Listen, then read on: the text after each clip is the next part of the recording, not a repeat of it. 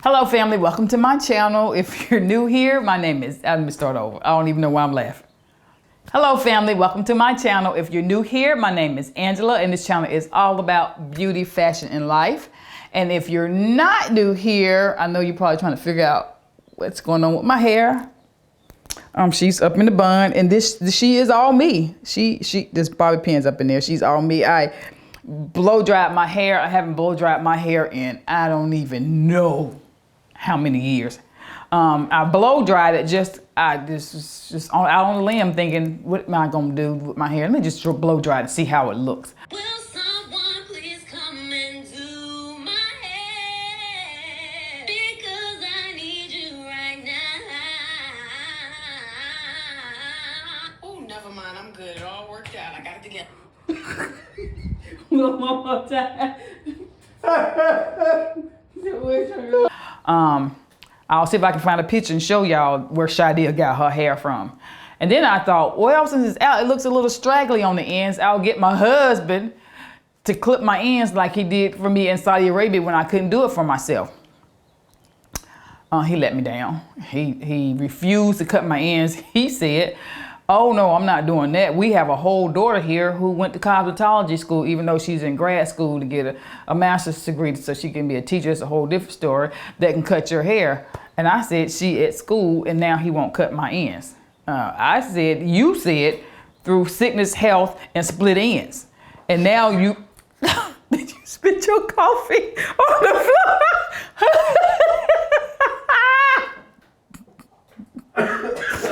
Now he's going back on his word. See, God don't like ugly. That's why you choked. I guess I should go ahead and get started. Anyway, some of you have asked me questions about dating, about my relationship with my husband. And if you don't know, I met Ben when I was 46 when I met him and 47 when I got married. Yeah, and it's been fantastic. But anyway, this video is all about some dating tips I have for dating over 40. Some of this stuff you may already know. Let me just say I am no expert. This is just from my experience and the experience of some of my friends, some of the things I know, some of the things I've heard watching. I love watching relationship type videos because I'm always trying to make sure my relationship is going as smoothly as possible and trying to make sure I give it my 100%. So I'm always open to growth and learning and so that I can be the best wife and the best mother, best grandmother that I can be. So I've watched a lot of relationship videos and listened to my friends, of course, and listened to some women. And I love listening to the relationship videos from a man's point of view as well. So I wrote down some tips and stuff. My notes are old fashioned, so I like writing my notes on paper with an ink pen. So I wrote those notes down. And so I thought I'd just kind of sit down and talk. This is just kind of be not a fashion video, of course. So just to talk to you ladies who are over 40 or even not even quite 40 yet, or not even 40, but you're out in the dating world. Some of this may be some things that you may be able to relate to. And if so, then I hope you take in that knowledge as well. But some of this is just from my experience, and I'll tell you bits and pieces about me while I'm talking about this. Now, this may be long. Hopefully it won't be too long, but it may be a little long. So go ahead and get you your tea or whatever you're gonna have a sip of, and maybe a little snack so we can sit down as like a girlfriend kind of talk through kind of thing.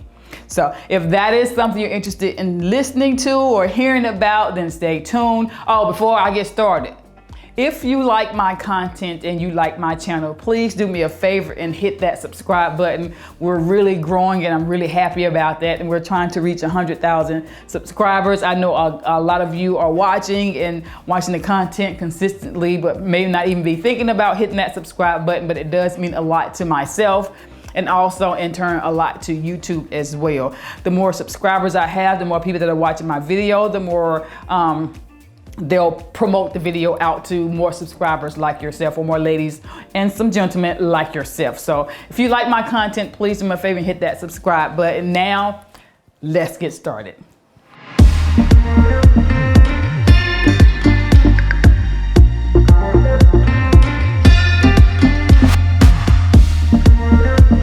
So the first thing that I want to say about dating over 40 is if you do not have a significant other, whether it be a boyfriend, girlfriend, husband, wife, what have you, don't ever let anyone tell you that there is something wrong with you. There is absolutely nothing wrong with you. It is okay. That person just has not found you, that your energies have not matched, and it's quite okay. Don't feel like something's wrong with you, that you have to have someone else to justify who you are as a person, to make you whole. That is not the case whatsoever. There is nothing wrong with you. Let's just start with that.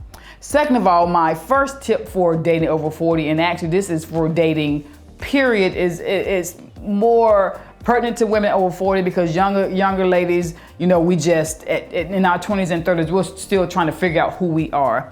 But at 40, usually we're coming around to it. We've turned the corner, and we've kind of, okay, I got my sights on it, or I'm good. I know exactly who I am. I know my place in this world. I know what I represent. I know what I bring to the table, sort of thing.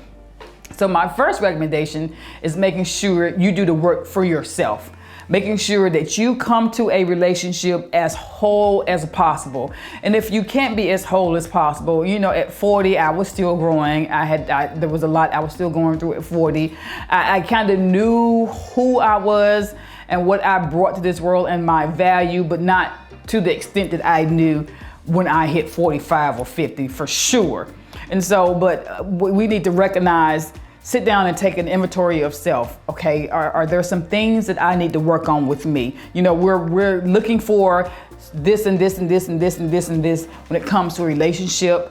And I'm just gonna say for a man, because I'm a woman, we're looking for all these things, but are we bringing all those things to that person? Are we whole? Are we where we need to be? And I can speak from experience. For me, I was pretty much whole, but I recognized, and I recognized this after I met my husband, I recognized that I had some issues with communication, particularly when I was angry, or when I got in an argument, not an argument, when we had disagreements, or if they got heated or what have you.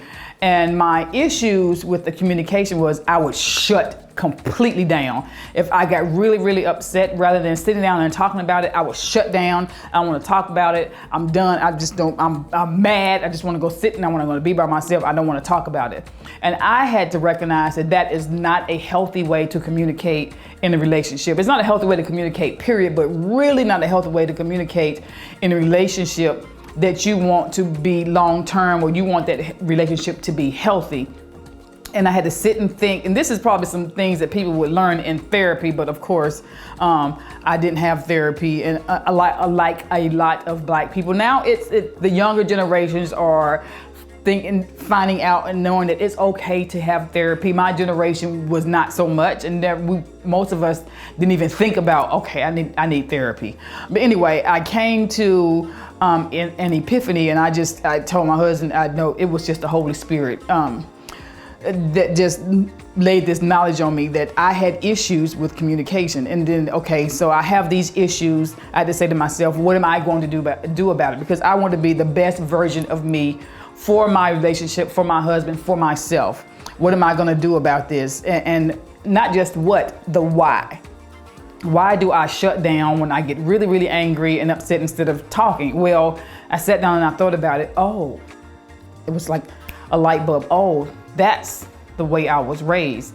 There was never, and I mean never, ever a time where, as a child that I can remember, where I was upset and somebody sat me down and said, talk to me, let me hear about your feelings. Why are you upset? What's going on? Never.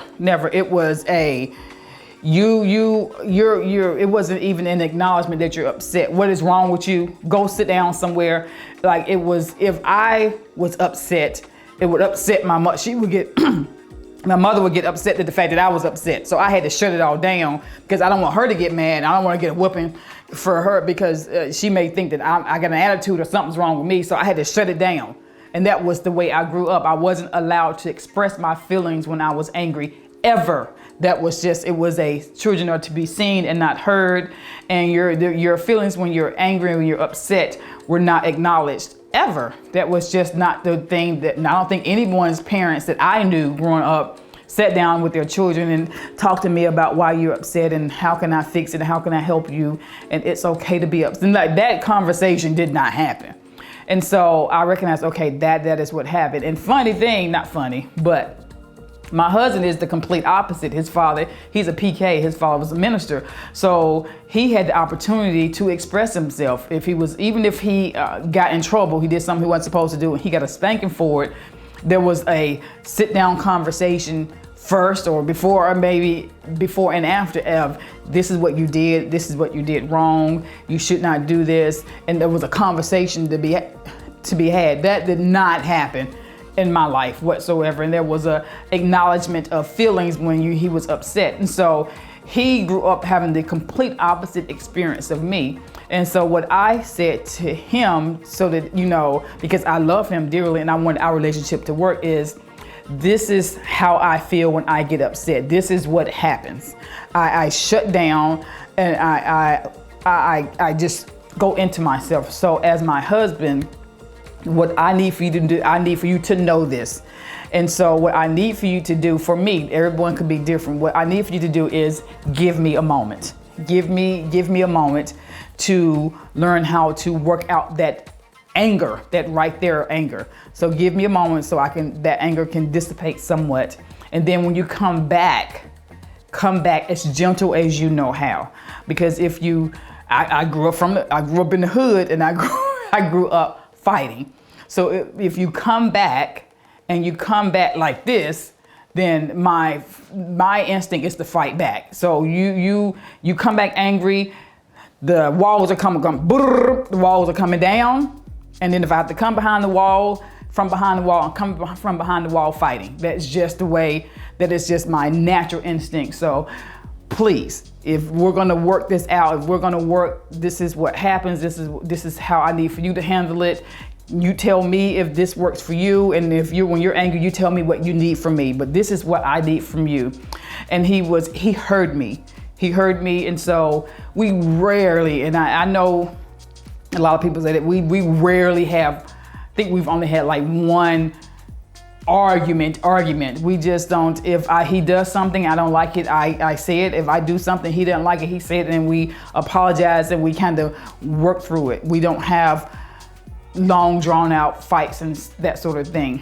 But when we have issues or we run into something, if I get angry, he gives me my moment. He comes back very gentle. Honey, I'm sorry, or honey, what are you feeling? Tell me what you're feeling. If I did something, I didn't mean to do it. How can we work this out? Let's talk about it. Gentle, just like that. And for me, that's what I needed. And because he did that, I no longer cow down if I get upset. I never even get to the point where I'm really angry where I cow down. Now, because he's had that open communication, he's heard me, I'm able to, at the smallest things, say, honey, I don't like this. And oh, I'm sorry, honey. And or that's not what I meant, or I'm sorry. And I give him a lot of grace because he tries, and because I know he's never intentionally hurting me. If he does something that hurts my feelings, I'm like, all right, you done hurt my feelings now. Because I know he didn't mean to do it, and I give him grace because he's worked with the issues that I had. So I say all that to say, whatever issues you may have for yourself, try to make sure you look at that from the perspective of someone that maybe gets in a relationship with you. And if you can't figure out what those things are, if you have a really, really good friend who knows you, who can show you your reflection, then ask that person, are there some things about me that you think may be an issue if I get into a relationship? What do you, and a good friend is going to tell you, what things do you think I may need to work on a little bit? If you were going to be in a relationship with me, what kind of things would you want me to kind of work on a little bit? Not saying you need to change who you are, but there's gonna be some flexing and giving and bending when you're in a relationship with anyone, whether it's your child, your parent,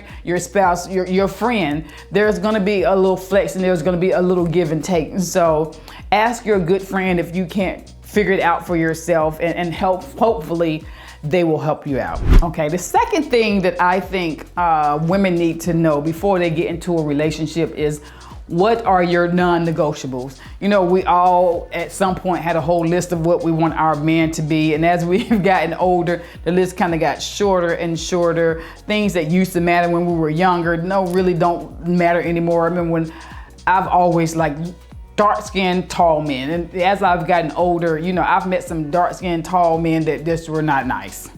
And so, you know, okay, I'm 5'3.5". As long as I can put a pair of heels on and he still be taller than me, okay, that's fine for me. So, you know, if he's 5'6", I'm good. 5'7", he need to be at least 5'7", I said, because I like 3.5-inch heels. He need to be at least 5'7", and then I'm fine. And he didn't have to be dark skinned. As long as he's kind and he's a good person, okay, that's good. So the list kind of gets shorter and shorter, but you need to know what your non-negotiables are. Some people don't like children. If you meet or not necessarily don't like children. Some people don't want to be in a relationship with men who have small children.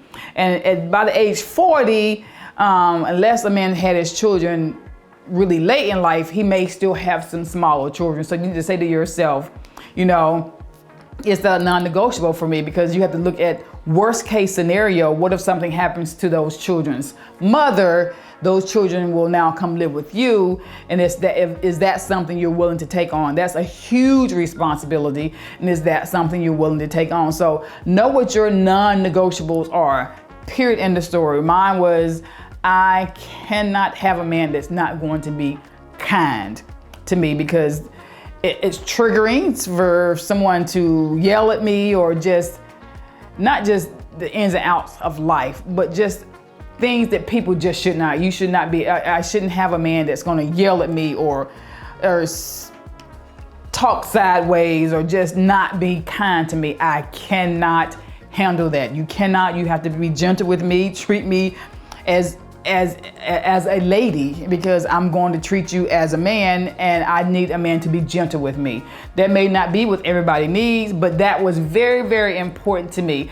I don't care if you have a hairline back to here. It didn't bother me if you were bald or had a head full of hair. That was not, I don't care. I don't care if you don't have a six-pack. I wouldn't care if you had a whole keg, as long as you don't look like your stomach out here. That didn't bother, that wasn't a non-negotiable for me. What was a non-negotiable was a man that is not kind.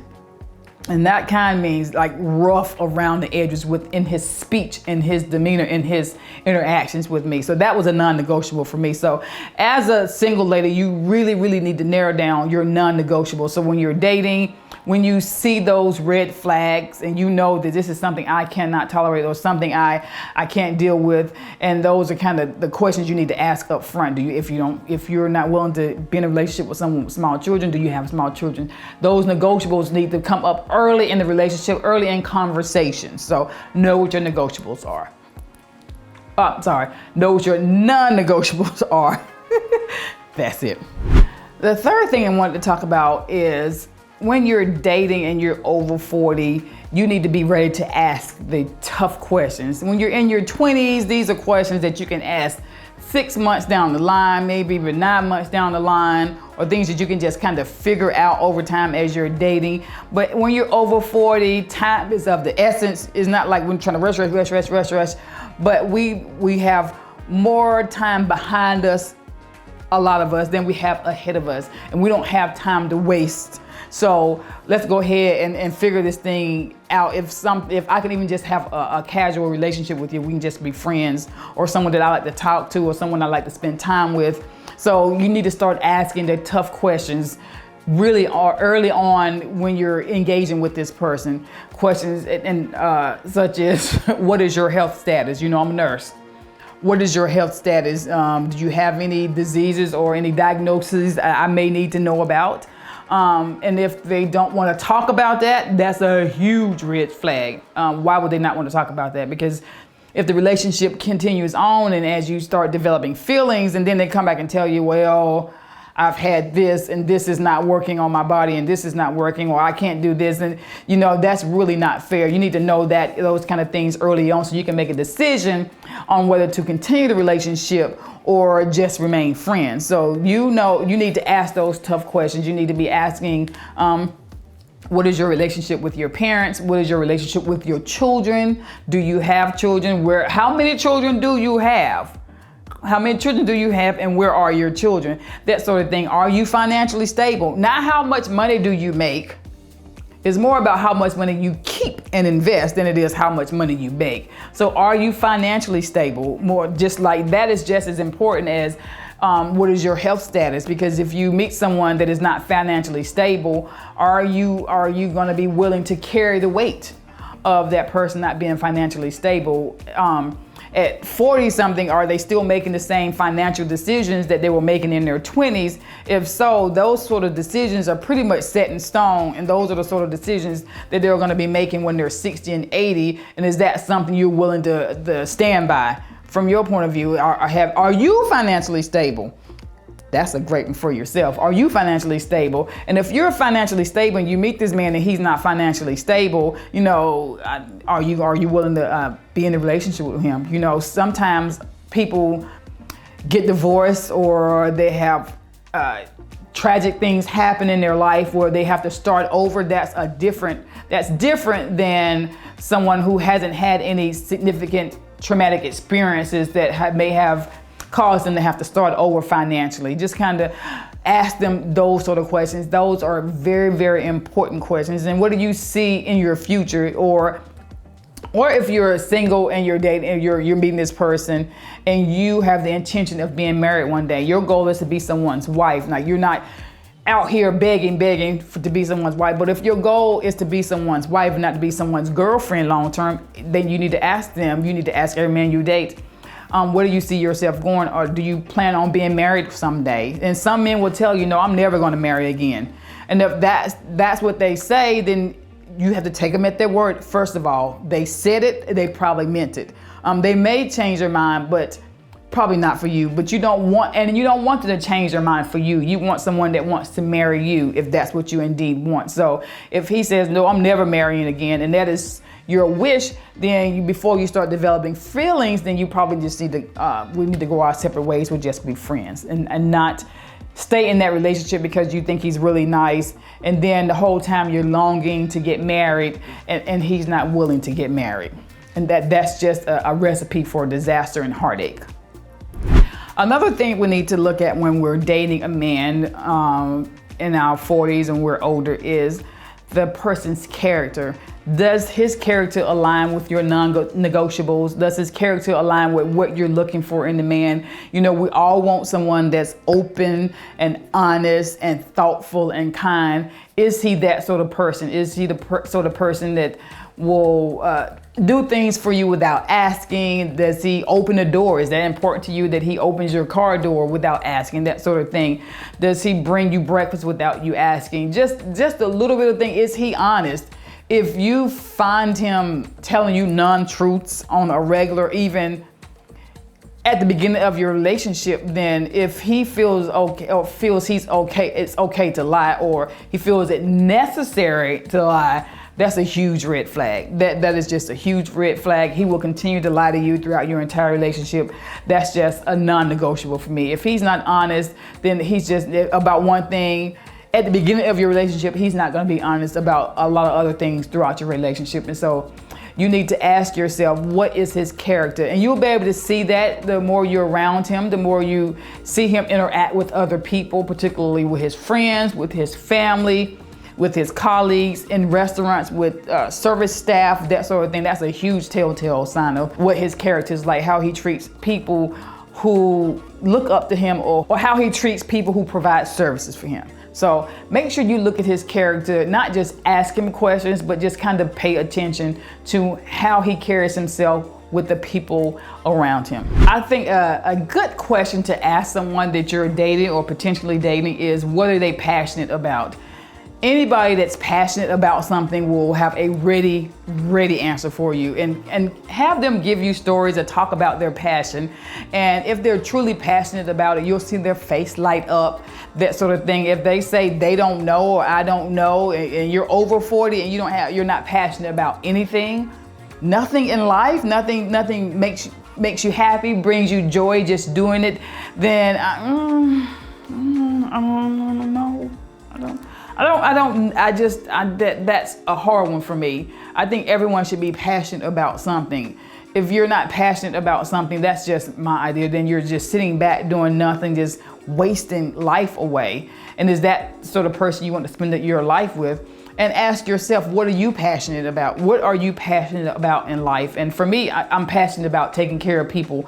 I miss, even in a leadership role, I haven't done hands-on nursing where I'm actually touching patients in probably 10 years. And I really, really missed it. I miss sitting and talking to elderly patients, that sort of thing. So I'm very passionate about helping people. And I think that's why I love YouTube so much, because I get the comments and stuff from you guys that say, thank you so much. You've helped me so much with my style of dress and being able to clean up my closet and see things from a different perspective. You've helped me be able to put items together, and people are seeing that I look different, and I'm getting comments and people tell me how nice I look, and it makes me feel good, that sort of thing. So that means the world to me, because I feel like I'm still helping people, and I love that. So I'm really passionate about helping people and giving back, that sort of thing. So ask him, what is he passionate about? You know, if he's saying I'm passionate about playing Game Boy or being on the game or watching sports, and that's okay to be passionate about sports,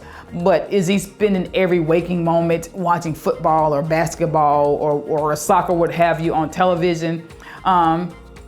If you're okay with that, I'm personally not, but if you're okay with that, then that's for you. But that's something you need to know. What is he passionate about?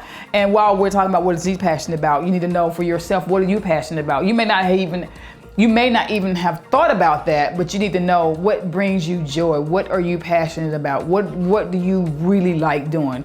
I'm passionate about this. I'm passionate about gardening. I'm passionate about sewing. And what is it about that sewing that brings you joy? Just, is it the creative part of it? I love sewing. I can't sew, but I love it. I love creating things. I love creating outfits. I love digging in the dirt, planting a seed, and creating not that I created it, but you're creating a garden of fruits and vegetables that I can eat off of. I just love being creative. I'm a very creative person. I got that naturally from my grandmother. So just try to find out what they're passionate about and see if that aligns, again, with something that you're willing to spend a long-term relationship with. Because whatever he's passionate about will kind of bleed over into your life. And that's something that you can blend with your passions as well. Will it be something that is he passionate about hiking, and you love hiking? That'd be fantastic.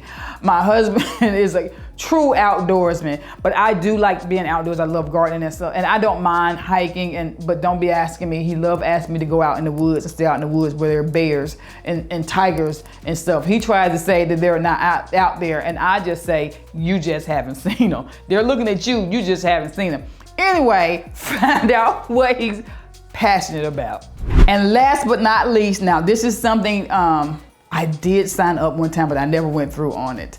If you're dating and it is 2022 and you want to date and you want to get out there, well, you know, Oma, whomever, and Rona out here just snatching lives away, just snatching time. We can't get together. We can't do anything.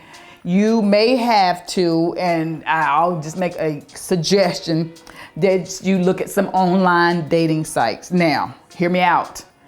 If you're stuck in the house working from home and you're only getting out, going to the grocery store or going to the hardware store every once in a while, going shopping for something you may need, and you're stuck in the house in your pajamas or loungewear 6 days a week, you're not going to meet anyone. Dating is just about impossible. And not that you need to physically be interacting with people anyway, but at least if you're on a dating app and you meet someone, you can have a conversation. And that's very, very good in my opinion, because the old way of dating, when I see this guy, I see him, then next thing you know, we're having dinner or having coffee. You're so focused on that physical attraction and that chemistry, you're not as focused on what's in their brain. And so when you're having conversations, and not that people can't lie, but when you're having a lot of conversations and talking to one another, it kind of it can make the relationship stronger, and you can kind of see through things that you may not like, or you see things that you like that you didn't know you like. It gives you the opportunity to kind of get to know one another without all of the physical attraction from the chemistry when you're close to that person. Those pheromones, they are strong sometimes. So I recommend, if you really want to date, you want to get out there, that you go on the dating site. I don't have any preferences. I can say for I signed up one time. I did not go through with it, but I did sign up for a dating site one time. I remember going and looking on there, and it was like, this is crazy. But that's because I'm old fashioned in some aspects. But I do have a friend. I do have a friend or two that met some amazing men on dating sites, and one or two that are married to gentlemen they met on dating sites. So that is a great option, especially in 2022. It's not what do you call that, honey, when people, it's forbidden? Taboo. It's not taboo now to go on a dating site to try to find people that may be interested in you or that you may be interested in. So I think that's a great way to at least find some recommendations, or find guys, I don't know why I say recommendations, find people that you may be interested in, or that may be interested in you. I don't feel there's anything wrong with that. You just kind of have to sift through everything, because people, of course, will put their best foot forward, like we all do when we start dating anyway. And they may put pictures that are 10 years old, so you kind of like, okay, that may lead to a face call, that sort of thing. But I don't think that's a bad way to put yourself out there if you want to date. There's nothing wrong with dating. Dating does not mean that you want to sleep with everybody that you're talking to. It just means that you want to date, have conversations, maybe have meals, maybe go out to movies, or maybe just be entertained or entertain, that sort of thing. So I think that is a great way to kind of put yourself out there, or just kind of sift through to see what the feel is out there in 2022. Done. Great job, honey. Well, that's it, family. I hope you enjoyed this video. You all told me you love my sit down and talk video, so I thought I'd try to do more of those in this year of 2022.